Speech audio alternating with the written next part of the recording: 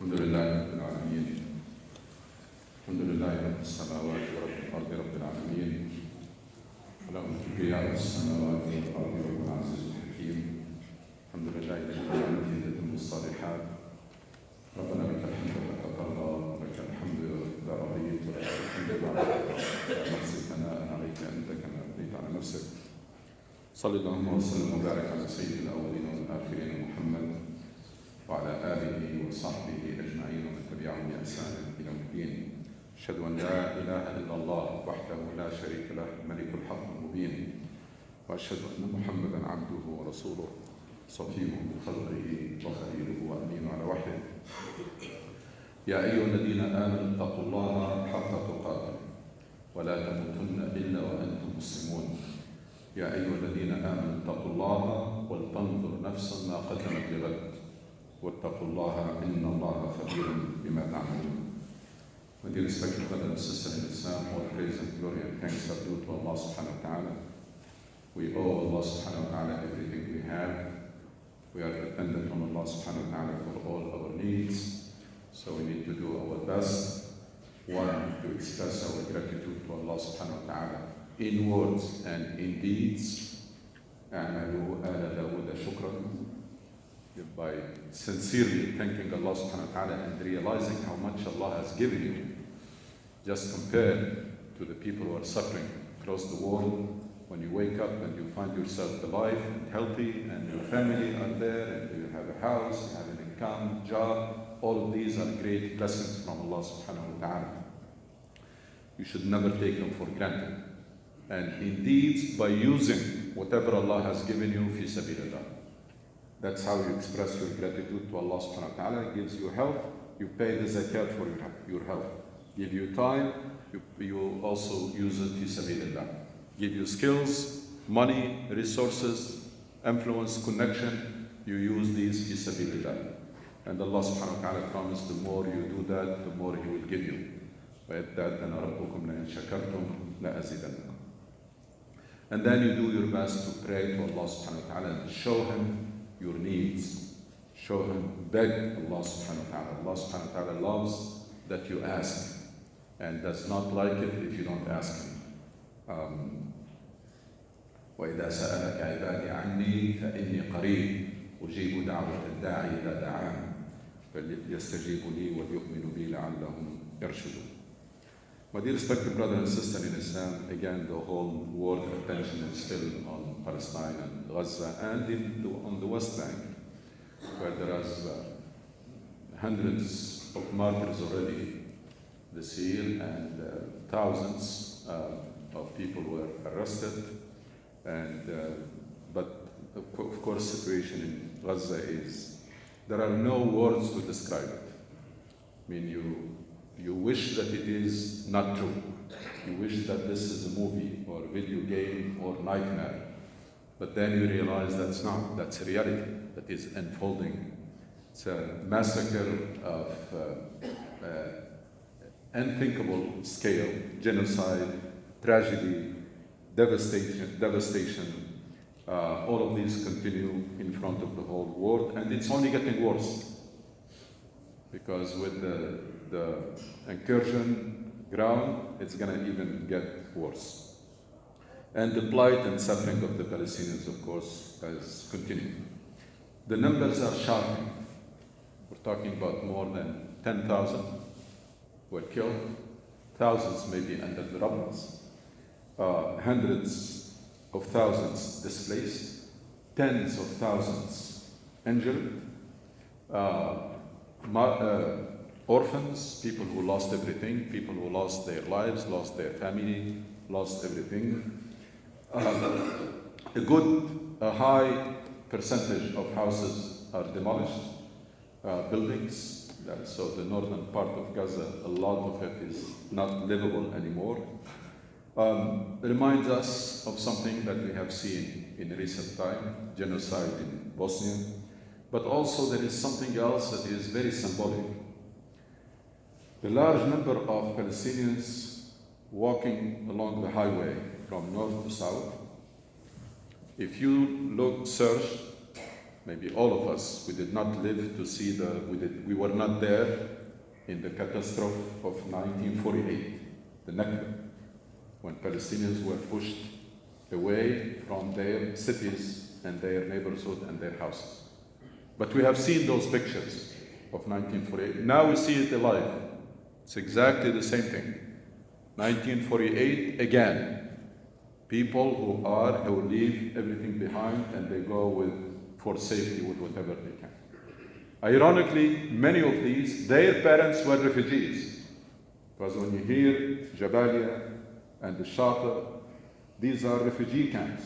Refugee camps means the parents were pushed from Haifa, from Akka, from other cities. They were pushed to that part in Gaza, so they built refugee camps. And now they are pushed even from those refugee camps. And then on the other hand, you see, you can only be amazed what kind of people are those Palestinians. It's amazing, the faith, the patience, the perseverance, and the solidarity. In most parts of the world, whenever you have a situation like this, there will be looting, because there are no food, there is no water, people will be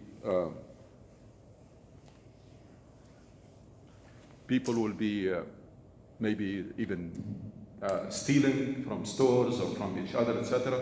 Here we saw only solidarity.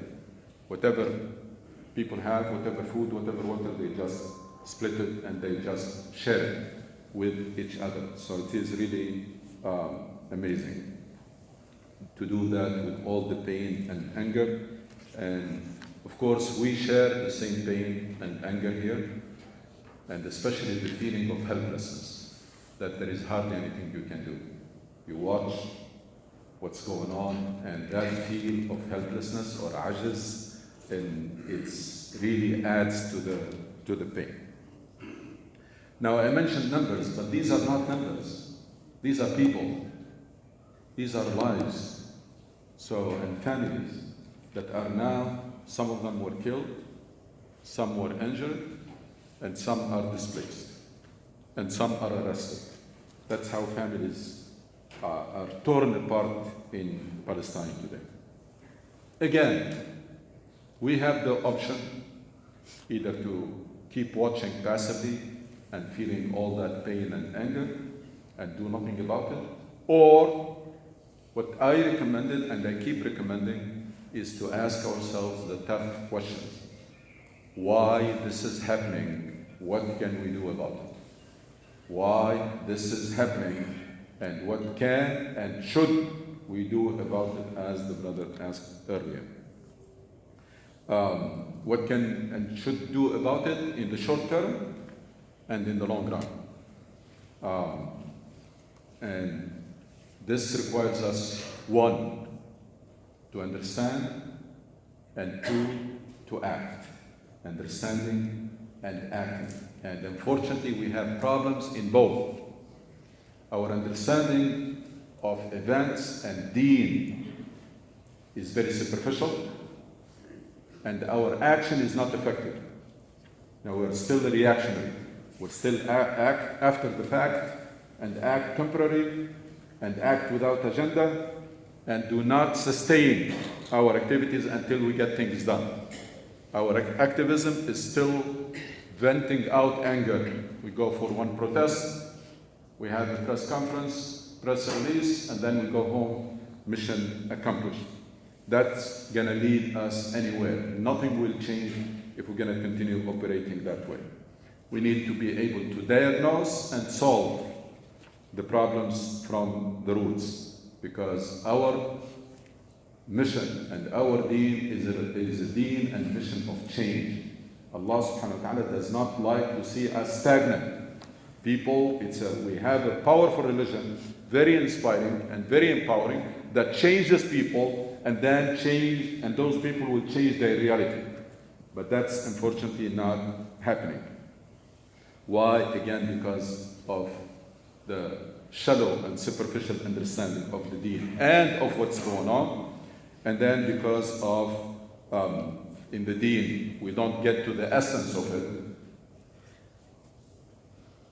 very superficial. We define Islam as praying and fasting and abstaining from this and abstaining from that. Islam much bigger than this. Islam is essentially a life mission.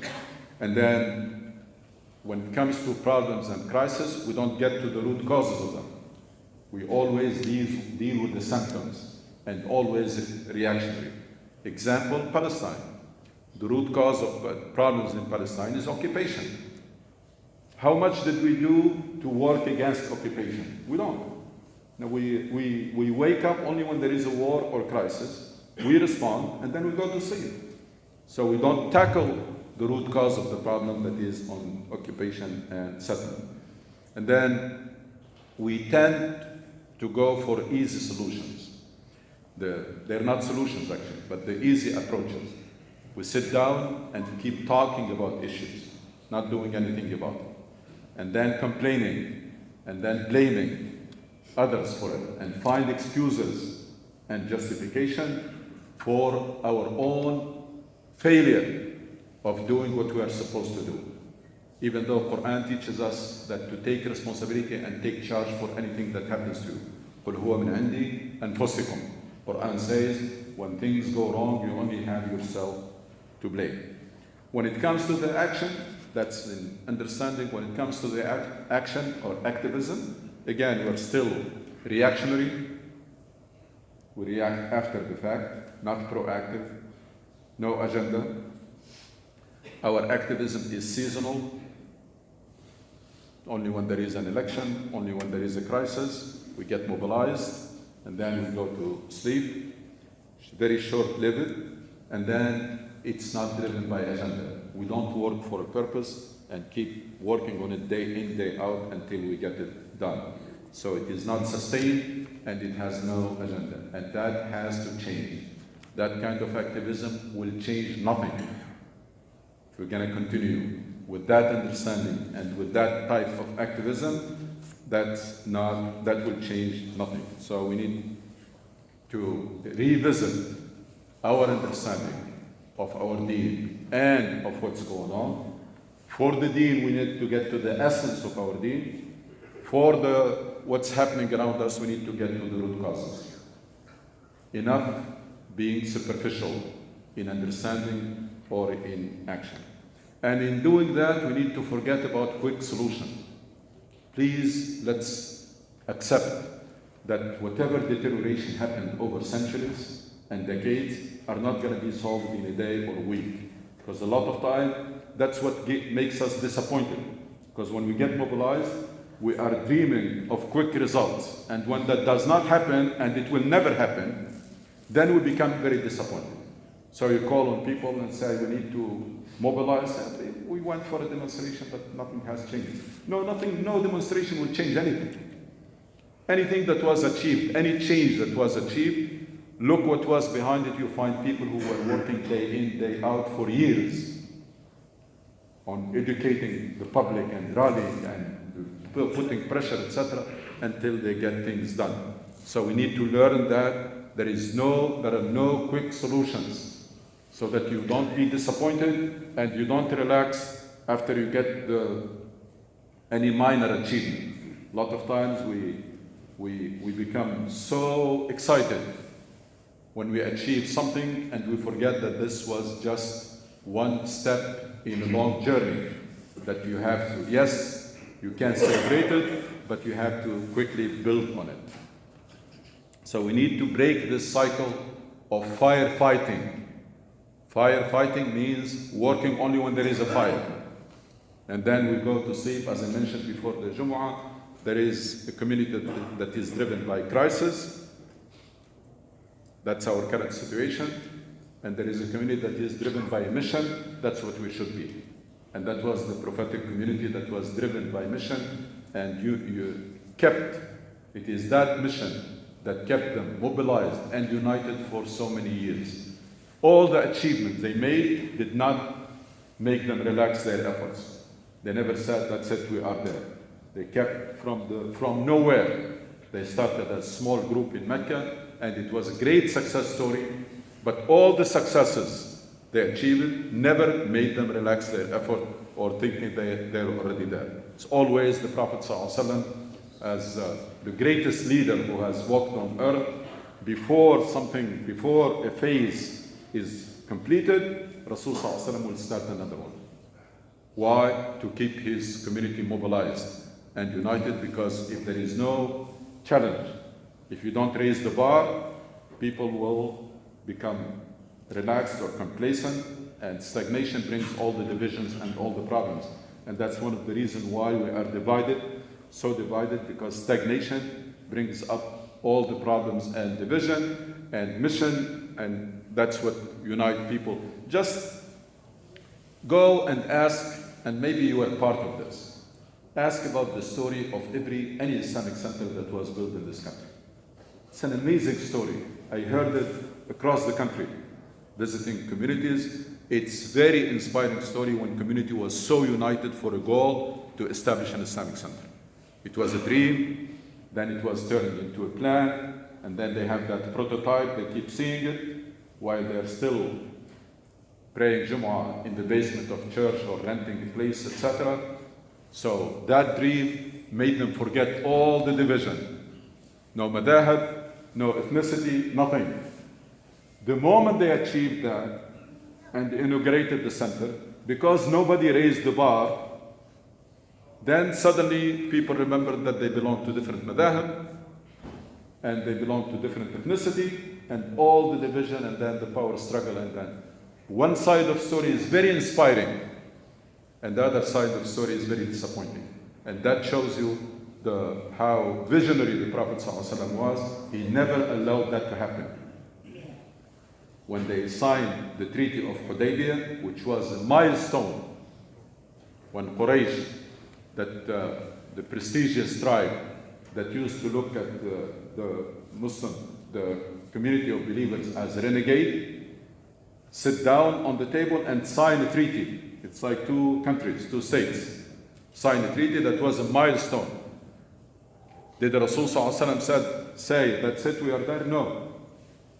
At that moment, he sent 7 messengers to the leader of the world. Why? Because he realized there is a phase that was completed, and before stagnation happens, people need to be keep mobilized to move to engage a wider circle and then have a bigger objectives. Yes, for Palestine, we need sustained effort in the short term to achieve ceasefire. This madness has to stop. And there was some accomplishment. In the last couple of weeks, in the beginning, the world opinion went completely one-sided. But for the effort that was done across the world, there was some change in the public opinion, and there is some pressure on governments. A lot of governments are feeling the pressure now. It's not enough to change policies yet. But you can only admire those who sustain this effort. Some young Muslims, but many non-Muslims who have done so many creative ways in Congress, in Statue of Liberty, in train stations. They kept the issue. Why? Because that's the kind of activism they know. It's not our activism. They're not venting out anger. They have an objective, ceasefire now. So they're gonna keep doing it. And they will surprise you every day with something new. Why? Because they're working for a specific goal. They're not there to vent out anger. And I wish we learn from this type of activism and we adopt it. So that's in the short term, ceasefire now, putting pressure on the Biden administration, because the role and the stand that it is taking is shameful. That you're giving weapons to the people who are killing children. And you're trying to justify that as self-defense. It's ridiculous.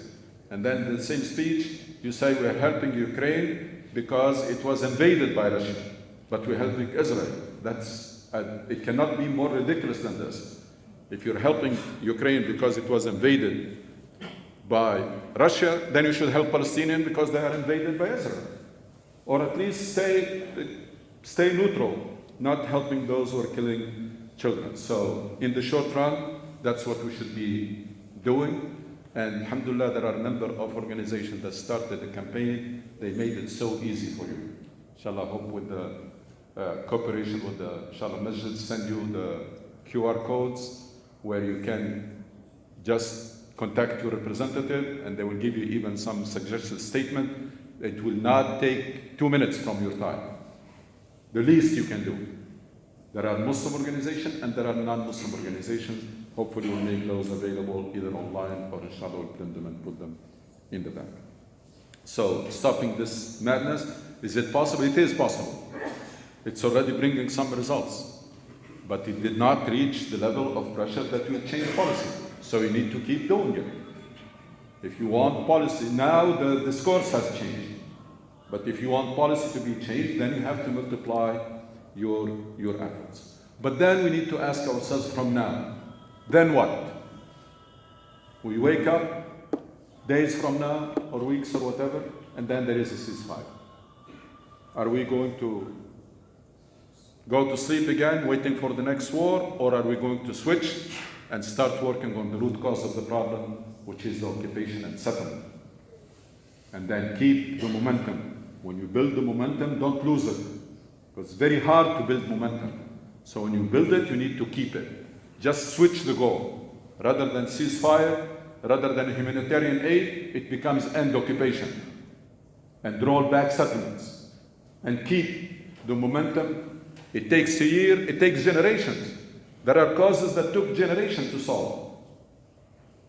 France did not leave Algeria because of a few years or a few weeks of war. It's more than a century. It may take years, it may take decades, it may take generations.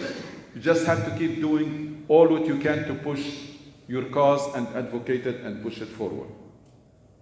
So that should be on the long run, and that should apply to every crisis. Because unfortunately nowadays, when you look at the map of the Muslim world, you see crisis everywhere. You see it not only in Palestine, it's a burning issue, but you see it in Iraq, you see it in Libya, you see it in Sudan, you see it. Unfortunately, a lot of these things that people are inflicting, it's a self-destruction. It is either civil war or any kind of self-destruction, but still we need to be, as people who are in this important position, we are in a country that have a big role in this world.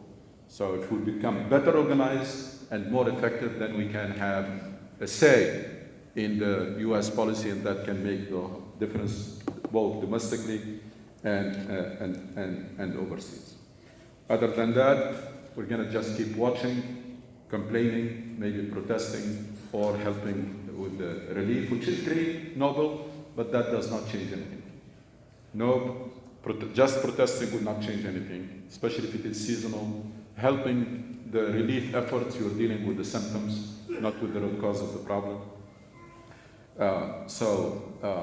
Our situation and our influence and impact will not change until we do. That's a golden rule in Islam. We all know it, but we don't apply it. إِنَّ اللَّهَ لَا يُغَيِّرُ مَا بِقَوْمٍ حَتَّى يُغَيِّرُ مَا بِأَنفُسِهِمْ. Nothing will change until you do. And they say, be the change that you want to see in the world. Embody the change that you'll see. We sit down and we keep talking about community. The community is not doing. Who is the community? You are the community. Inna Ibrahim kana ummah. Ibrahim alayhi salam was a community by himself. Why? Because he did the job that the community is supposed to do. That the whole community is supposed to do. So Allah called him an ummah, nation, by himself. That's what you need to be, is to do your part. Allah subhanahu wa ta'ala will not ask you about others. Will ask you only about whether you did your part or not. And nothing will change so until we do, and we will not change unless we change and with a fresh understanding of Islam. With the current versions of Islam, we are not going to change, our situation is not going to change. Why? Because we have seen that version of Islam over the centuries, embraced by hundreds of millions of Muslims all over the world, and their situation did not change. So it is about time to accept that we are in dire need for a fresh, inspiring, and empowering understanding of Islam. Without that, without embracing Islam, embracing the great mission of Islam, and fully commit to the maqasid, understand the goals, what is it that Allah subhanahu wa ta'ala wants to happen on earth, that becomes your job and my job.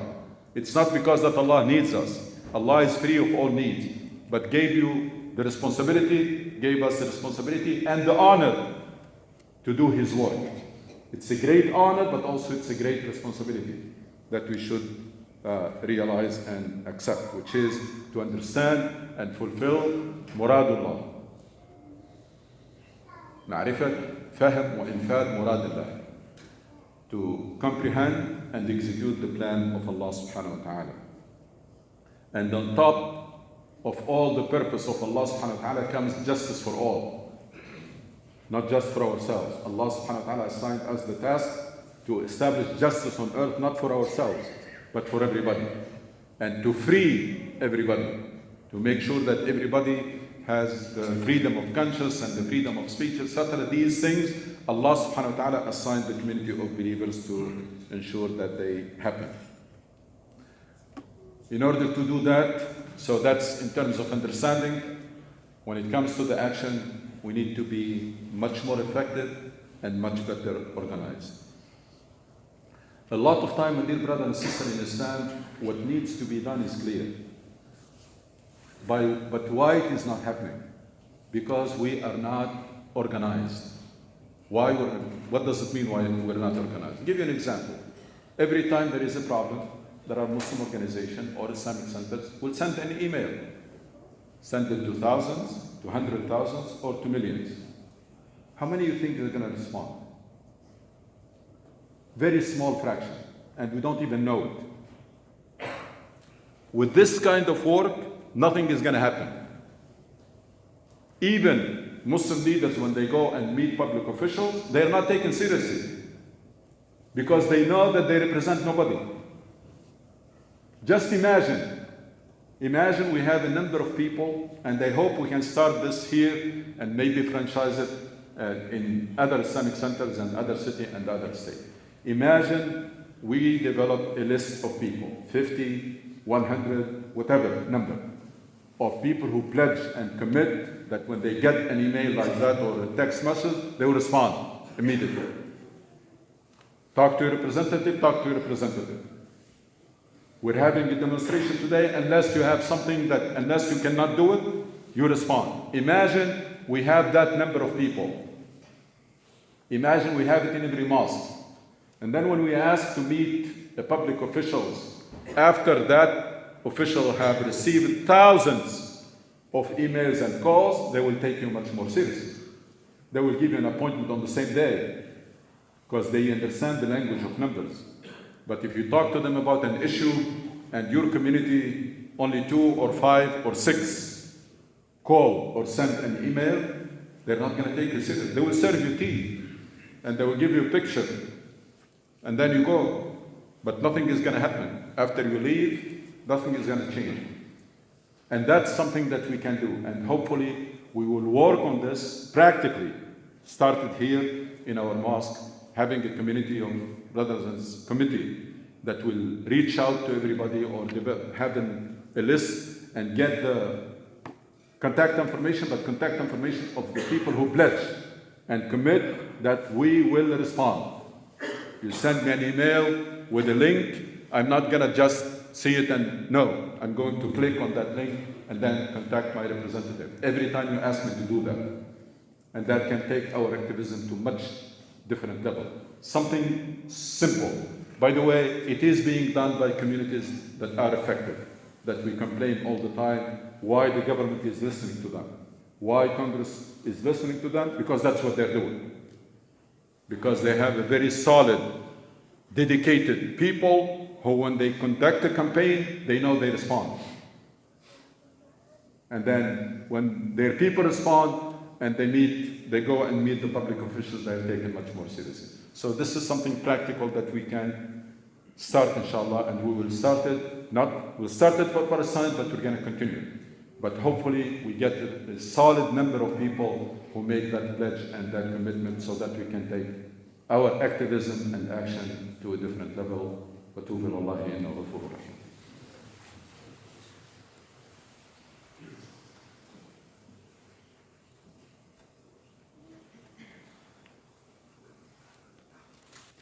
إن الحمد لله نحمده ونستعينه ونستغفره ونستهديه ونتوب إليه. نعوذ بالله من شرور أنفسنا ومن سيئات أعمالنا. من يهد الله فهو المهتد ومن يضلل فلن تجد له وليا مرشدا. Inshallah, we come back with for this initiative more practically, inshallah, in the future, and we'll make it happen, inshallah. That's for action. For understanding, I'm just suggesting to you, now we hold every Sunday a Zoom halaqah or session from 12 noon to 1:30. 1 hour or 1.5 hours. We're just there discussing how we can better understand our deen and apply it. What does it take then for you to join it? I mean, just ask Brother Abu Abdullah, Brother Dasan.